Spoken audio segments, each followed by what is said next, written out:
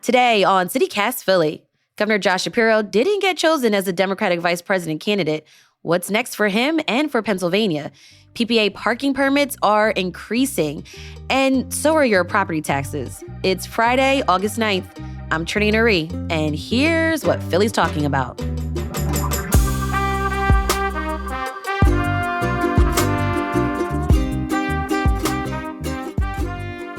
All right, so the 2024 Paris Summer Olympic Games will conclude this Sunday. But I wanted to talk about a really cool article that I saw in the Philadelphia Inquirer. They did, if the Olympics were in Philly, what events could be added? On their list, there's Grease pole climbing. I feel like that one's obvious. Vine Street Expressway diving. Urban cowboy equestrian events. Rotisserie chicken eating contest, and boxing on the Art Museum steps. So good. Mike Donofrio, reporter at Axios Philadelphia. What event could be added that represents Philly to you? Oh, man, I wish I had given me some time to think about this. I feel like all the good... I know this is going to be a good one. I don't know, I'm just going to cop out here. I mean, the pole climbing needs to happen. But I will say, okay, I thought of something, right? The Kensington Derby, right? That's what we could add. Yeah, People the Kensington Derby. Could make their own, things, and then they could race them. But that would be my Olympic sport. Nice. It blends creativity, with racing. Great.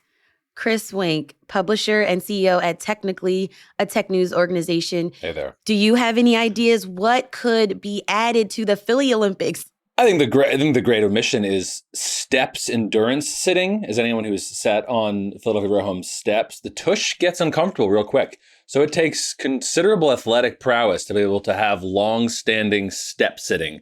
I put that into the field. I love that idea. There was a story. Oh God, where did I see this? This was somewhere on the internet. Someone documented a man in Philly who was standing outside of his home sitting on step. I think they took images of I think it was a Google Maps image of him in the early 2000s. Well, years later, they found that same man sitting in the same exact spot on the same exact block. I feel like that is so Philly. That's a great idea. And twist, dear listener, that man was me. It was me the whole time. And I'm still there. So my glutes are strong, Trinae is the point. So I think that's my contribution. I love that. All right. So for me, I'm thinking I like the food ideas. We're a city of lots of food. What if there was a hoagie making relay race? Ooh. I see some mouths drop. I like that. All right, let's get into some of the news of the week. It was a very busy political week here in the city. We saw both Republican Vice President nominee J.D. Vance in town, and we also saw Democratic presidential nominee Kamala Harris and her recently announced VP pick, Governor Tim Walz of Minnesota. And both campaigns, I might add, were in Philly on the same day on Tuesday. So lots of, national eyes on the city. What are your takeaways from this week? I think the biggest takeaway was kind of people were deflated. A lot of, elected officials were just kind of a little bit deflated that Shapiro was passed over. But it depends on how you think of it. Can he really be a number two? I mean, let's be honest. That's number one. And, there were some reports of him coming out, anonymous people saying that, he had concerns about giving up the governorship, to become vice president. So I think, some people were a little disappointed. I mean, to have a home state guy in the number two position could have been huge for Pennsylvania. And we'll see if it's a mistake. We'll see if the Harris campaign made a mistake. I mean, clearly she is calculating that she can win Pennsylvania without a very popular governor who's said to have a knack for bipartisanship. I guess depends who you ask, but that's what we'll say. So I think deflated would be the word that I would choose. Yeah. Were you surprised that Harris' VP pick wasn't Shapiro? Personally, yes. All the stars were aligning going into it. It looked like, you're holding a campaign rally in Philadelphia to announce your running mate. Yeah. It's and to not pick Shapiro, I think, might have raised a few eyebrows, but did she make the better decision? I mean, it depends who you ask. I mean, Axios, I didn't report, but Axios reported that some Republican strategists were saying that this is gold. This is one of the best things that could have happened for the GOP. As a counter, I think we overlook sometimes how much the vice president, as we understand it, is way more a proper job interview than even the president, because the vice president is actually picked by one person. And presidential campaigns really aren't. That's a good it's point. Much more yeah. broken apart system than we think. And so I think a lot of times in the political press, we get fooled into wanting this like really simple magical narrative of it was about Israel and Hamas. It was about John Fetterman having beef. It was about Cheryl Parker's video, when the reality is maybe they all had little factors, but anyone who's ever hired someone knows so much goes into a hiring decision. And this was Kamala Harris hiring someone for a job. And I think that's, in that sense, it ought not be a surprise, because also I guess I picture, when do we think that a vice presidential pick was ever really about winning a state? That isn't actually when you just like walk back vice presidential candidates. They weren't picks for states. It's a running mate. It's someone you are aligned with. It's a job interview. So Kamala Harris hired the person she thinks is best suited to support her, and that's such a deeply personal decision in the end. Yeah, totally. Right. And that video that you're referring to was a video that Mayor Cheryl Parker posted that kind of was like a campaign rally of other political players in the city that were advocating for Shapiro to get this job. And that was posted, I want to say, last Friday. It was on Friday. Mhm. Very strange. Yeah. Just the timing, the video itself. I think it certainly raised a lot of eyebrows when it was posted. But I'll credit them. They didn't take it down. I'll give them that. You know, they posted it and they kept that thing up. And that, at least the last time I checked, that thing is still up. So like now that we know Shapiro was passed over for this role of VP, what do you think could be next for the governor? Could we see him in the national spotlight again? Of course, but I think I would say to Philadelphians and Pennsylvanians, all of us can have an unsteady relationship with any ambitious elected official. At the end of the day, you want someone who's competent, building a team and serving your direct interests.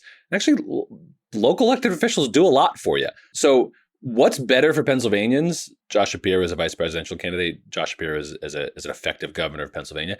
I'd argue better for Pennsylvanians if Josh Shapiro is an effective governor in Pennsylvania. I don't think you want a special election in Pennsylvania. I think that it's a better outcome for most Pennsylvanians right now. He's relatively youngish as our political class goes. So of course that he's still very much in the game. And I think I'd much prefer that outcome. Interesting. I like that point.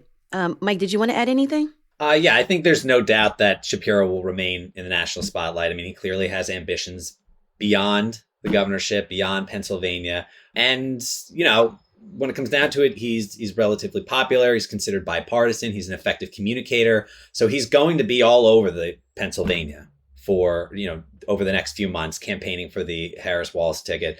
And who knows, maybe they'll deploy him in other states too. Maybe we'll see some of those tests put out there to see if he can get some votes elsewhere in other states too. You know, if Harris is elected, maybe he'll be offered a position in the administration. Who knows? So there's a lot, you know, he's definitely going to remain in the spotlight. But I definitely agree with Chris that it seems better for the state overall. Some of the strategists that I've talked to, that him remaining in the state was probably better for state government. I mean, Austin Davis, he's the lieutenant governor right now. He would have taken over had Shapiro stepped down. I mean, he's relatively untested. He's like term and a half, almost 2-term state rep. That was his experience coming into this. But long story short, Shapiro's absence could have probably created this like weird political vacuum in the state potentially, right? Because we're in a divided government. So who knows if Davis could have been as effective as Shapiro going forward had Shapiro stepped down. And after this week, what are you keeping your eye on when it comes to Pennsylvania and its role in national politics as we head into the last months before the election? So, I mean, the cliched point is that broadly we tend to be so armored against each other that it's a question of get out the vote, right? That there's not a lot of room for conversion, and it's more about how many people are actually going to vote, which gives me small bits of sadness in my heart because I want a more genuine discourse, but I was a political science undergrad, and I am haunted by much of the literature at my foundation, which speaks to fear and is the right motivation. That I was always troubled by the political science is plainly obvious that the most effective tool is to rally out, get out the vote via as much fear mongering as possible. And that was true long before the era we're in now. Scary. It's a well-established fact in campaign literature that it's not, professionals are not doing it because they want it. It's because there's good literature on it. So I'd expect Pennsylvania being one of those handful of key states, a lot of powerful discourse about getting out the vote, and that being all that it is. I want more for Pennsylvania. We are a slow growth state that is still economically important. I want us to be thinking about our future, but right now it'll be how many people get out the vote in November. More news of the week after the break.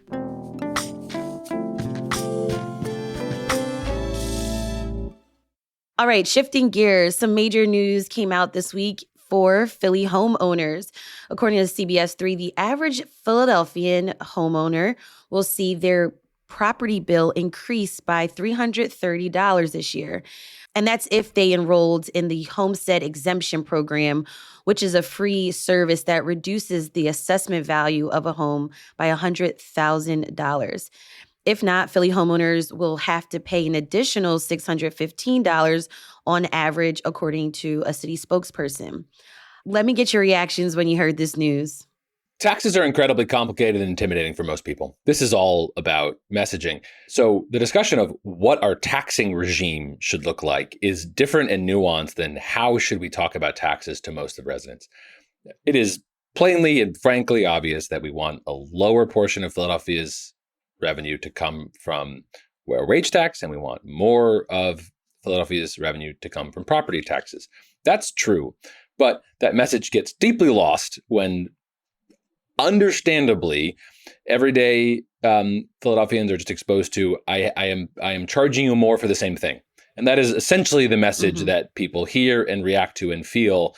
And I want that nerdy messenger that can come out and say, we have continued slow, if modest, progress on wage tax reductions. And your property tax increases are only because, for a whole lot of structural reasons, the housing stock across the country and in Philadelphia is assessed at a much higher value. And so this is us trying a long and painful road to normalizing our property tax structure. So it's lost in the sauce, is perhaps my point. Okay. Speaking of that, Mayor Parker made the announcement on Monday that this comes following the city's first property assessment in 2 years, according to the Philadelphia Inquirer. I'm not currently a homeowner, but are y'all homeowners in Philly?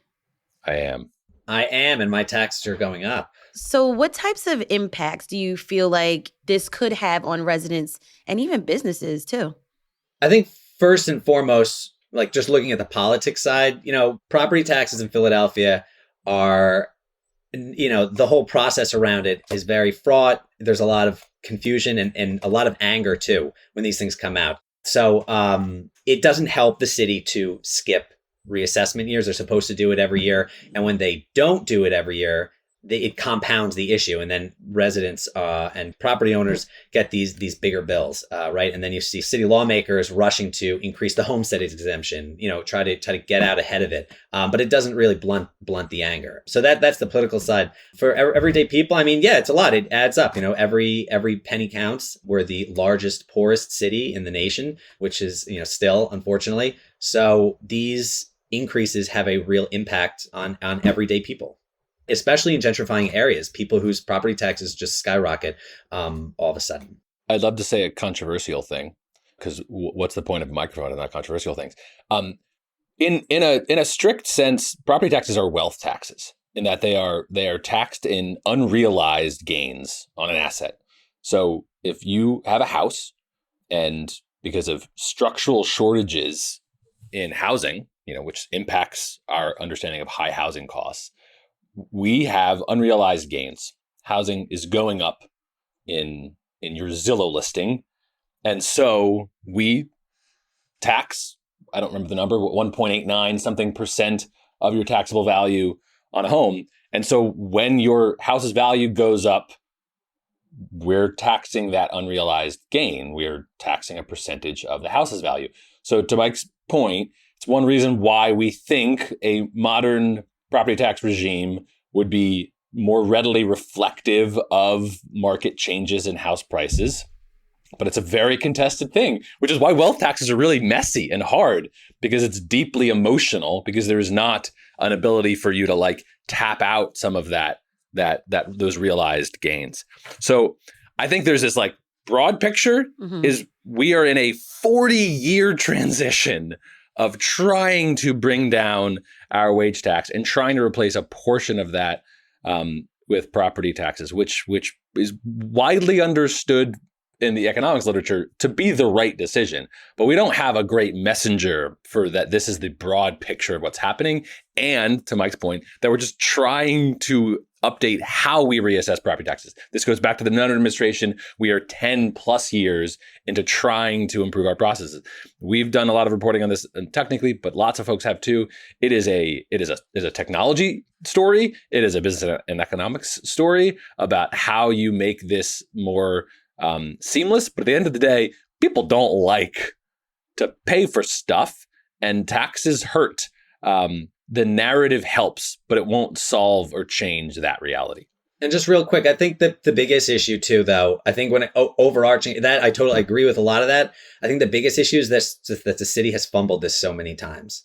I just think they're not great messengers on this. They've had serious issues with assessments in the past. People complaining about how the properties were assessed at wildly different values next to each other on the same block. There have been investigations, city-led investigations into how they conduct assessments. There have been reforms, right? The chief assessor lost his job over it a few years ago. I mean, I think he stepped down, but he lost his job over it. And again, the city doesn't help itself by delaying assessments for a number of years. I mean, this happened, in like 2020 or before 2022, a few years, they went 2 years without assessing. And again, it was this huge increase for people. And then before that, there was a huge increase because they waited a couple of years. So the city really doesn't help itself. And property tax assessments are increasing by a lot this year. So we'll see if the administration will reassess them next year, because Rob DeBoe, the finance director, didn't give any promises that they'll do it. So we'll see going forward next year if the Parker administration decides to do another reassessment. So I just want to remind folks that tax bills are due March 31st, 2025. You can actually file a formal appeal, but you must challenge their assessments with the Board of Revisions of Taxes by October 7th.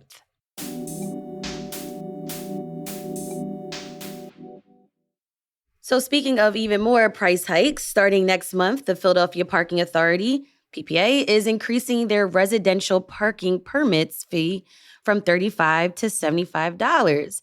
I read in an article on 6ABC that this is the first price hike since the program began back in 1983.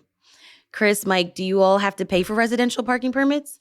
I don't. I live in Fishtown. A neighbor has wanted residential parking permits for years, and I'd be for it.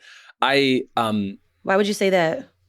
So I not to get all nerdy, but praise be the 2005 book by urban planner Donald Shoup, The High Cost of Free Parking. We have known for a long time that there is no such thing as free parking. And when people think there is free parking, they're misguided and misunderstand that someone else is subsidizing that parking.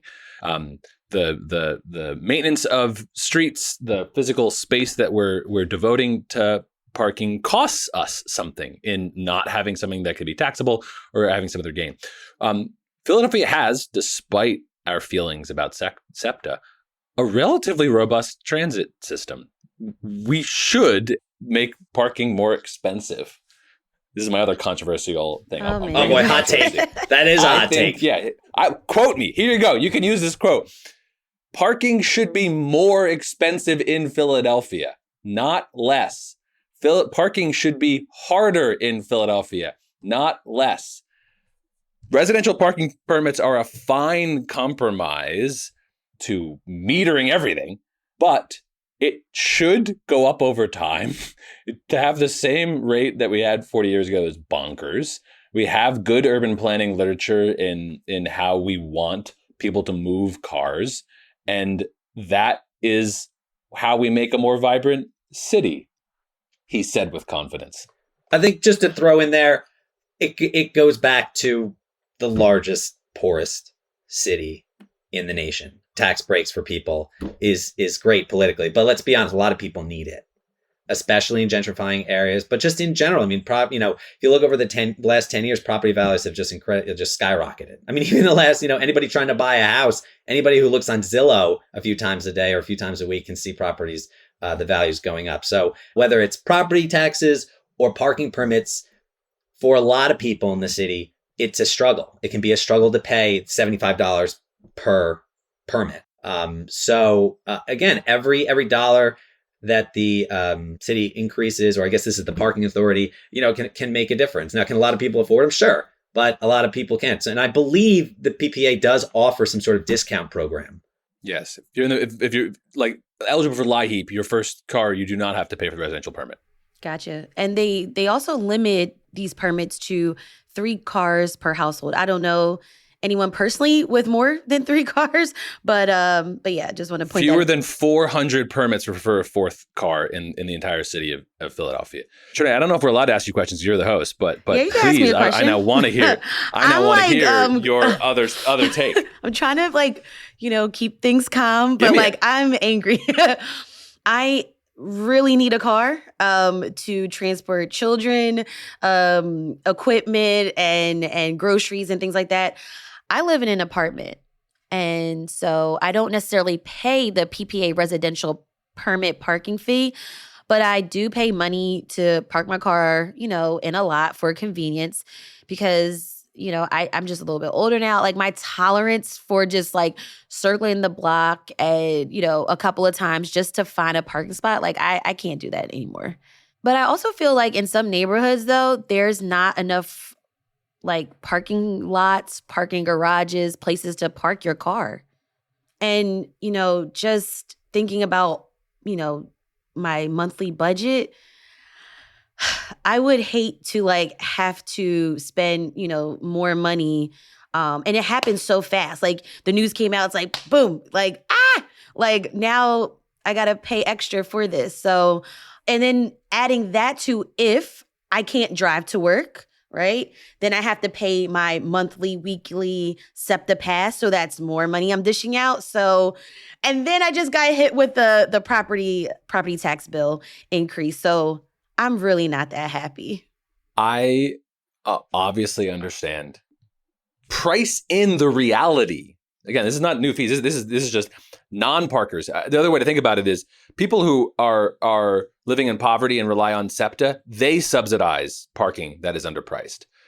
So poorer Philadelphians subsidize parking because our tax revenue are going to maintain systems that could otherwise be paid for through packing. This is the same reason that economists do like toll roads. A lot of people hate toll roads, but economists love toll roads because they say you should centralize the revenue on those who are relying on the asset the most, the infrastructure. Right. And so you would say the same thing for parking passes. We want people who are using a resource to pay for the resource and match the income to the expense as much as possible. So someone is paying for this already, Trinae. I would say, why should poorer Philadelphians be the ones who are essentially subsidizing it through wage tax, which disproportionately impacts poorer Philadelphians, and sales tax, which are disproportionately impact poorer Philadelphians. So I say yes. And I understand that too. To your point, I understand that it's if I want certain services from the city, someone kind of has to pay for that. So all great points. You and I will take it up over the bar, Trinae. We'll take it there. That was Chris Wink, publisher and CEO at Technically, and Mike Donofrio, reporter at Axios Philadelphia. Thank you both so much for breaking these stories down with me on CityCast Philly. Thanks, friends. Thanks for having me. Sign up for our weekday newsletter. I will not self-promote. Good job, Mike. Bye. I will. I am shameless. I am shameless. Go to technically/subscribe. I don't know. I can't do it.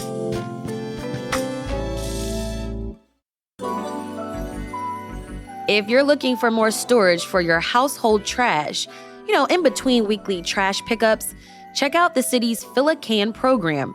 Before you get a Fill a Can, though, make sure 75% of households on your block agree to participate in the program. Also, once you get a Fill a Can, keep the can clean of markings and graffiti, secure the can to your property, and be sure to use trash bags. You can find all the program rules and regulations by clicking the link in our show notes. If you have a tip of the week, we'd love to hear from you too.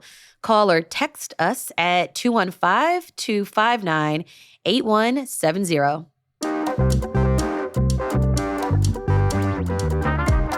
That's all for this week on CityCast Philly. Our producers are Abby Fritz and Lizzie Goldsmith. Our Hey Philly newsletter editor is Asha Prihar. Our roving newsletter editor this week is Natalia Aldana. And our host is me, Trade Nuri. Music is by Philly's own Interminable, with additional music from All the Kimonos and James Weldon. If you enjoy the show, tell a friend who's been watching the Olympics. Rate the show, leave us a review, and subscribe to our morning newsletter, Hey Philly.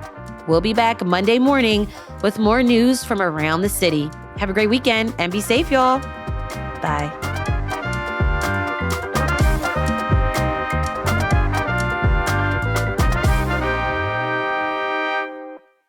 Now, Trina, I want to call out the glaring omission you're making, though, in the known right-hand bias of deli slicing machines. And those of us who know the deli industrial complex will know that it's very difficult as a left-handed person to manage a deli slicer.